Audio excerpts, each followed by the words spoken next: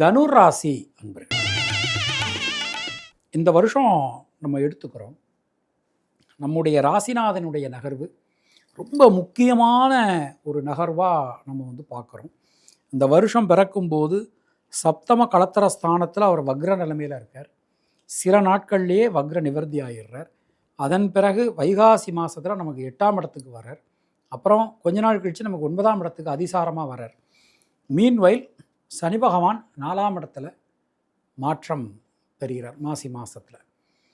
3, 7, 11 இதில் சர்ப்ப கிரகங்கள் இருந்ததுன்னா அவள் மிகப்பெரிய ஒரு சம்பவங்கள், மிகப்பெரிய நன்மைகளை பெறுவார்கள் அப்படின்னு சொல்லப்பட்டிருக்கு.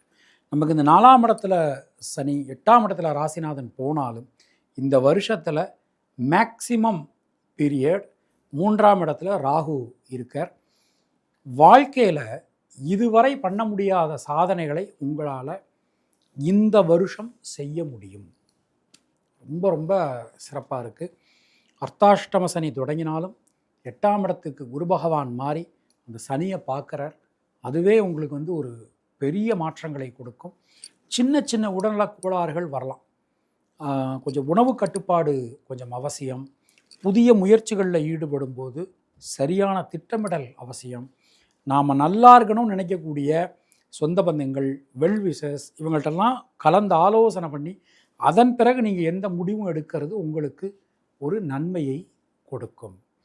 4ஆம் இடத்துக்கு குரு பகவானுடைய பார்வை விழுறது, 12ஆம் இடத்தை பார்க்க போகிறார், 2ஆம் இடத்தை பார்க்க போகிறார். ஸோ பேச்சில் கொஞ்சம் நயம். நம்ம ஒன்று சொன்னோன்னா அதை எப்படி இன்னொருத்தங்களுக்கு எப்போதுமே இந்த ராசிகளில் தனுசு ராசி, மீன ராசியும் போதனை செய்யக்கூடிய ராசிகள்னு சொல்லுவாள். அப்போ கொஞ்சம் ஸ்வீட் கோட்டடாக நம்ம பேசுறது இதெல்லாம் நமக்கு இந்த வருஷத்தில் நடைபெறும். சுபவிரய செலவுகள் உண்டாகும். வீடு, மண்மனை, வாகனம் வாங்கிறது, ஆபரணம் வாங்கிறது, ஆடைகள் வாங்கிறது, இந்த மாதிரியான சுபவிரய செலவுகள் ஏற்படும். தாயாரினுடைய உடல் ஆரோக்கியத்தில் ரொம்ப கவனமாக இருக்க வேண்டிய ஒரு வருஷம். அதே மாதிரி வீட்டில் ரொம்ப வயசானவங்க இருக்காங்க அப்படின்னா கொஞ்சம் தூரதேச பிரயாணங்களை தள்ளி போடுவது நமக்கு நல்லது. அதே மாதிரி இந்த வருஷம் குலதெய்வ வழிபாடு மிகப்பெரிய ஒரு ஒரு ஒரு குலதெய்வத்தோட வழிபாடு உங்களுக்கு ஒரு மிகப்பெரிய நன்மைகளை கண்டிப்பான முறையில் கொடுக்கும் அப்படின்னு நாம் சொல்லலாம். இந்த வருஷத்தை நம்ம எடுத்துனோம்னா தொழில் உத்தியோகத்தில் இதுவரை இல்லாத அளவுக்கு மிகப்பெரிய முன்னேற்றம், மிகப்பெரிய மாற்றங்கள் நமக்கு காத்துருக்கு. புதிய முயற்சிகளில் இருக்கக்கூடிய தேக்க நிலை அனைத்தும் விலகும். எந்த காரியத்திலும் இருக்கக்கூடிய சிக்கல்கள், குழப்பங்கள் விலகப் பெறுவீர்கள். பல வகையிலும் நல்ல ஒரு மாற்றங்களை நாம் பெறலாம். உடல் ஆரோக்கியத்தை பொறுத்த மட்டில் சின்ன சின்ன விஷயங்களில் கூட நம்ம கவனமாக நடந்துக்கிறது நமக்கு நல்லது. பெண்களுக்கு எடுத்துட்டோம்னா கொடுத்த வாக்கினை காப்பாற்ற முடியும். பொருளாதாரத்தில் நல்ல ஒரு வளர்ச்சி, ஒரு முன்னேற்றத்தினை நீங்கள் பெறுவீர்கள். மாணக்கர்களை பொறுத்த மட்டில் கல்வி சம்பந்தமான விஷயங்களில் இருக்கக்கூடிய தேக்க நிலை அனைத்தும் விலகும்.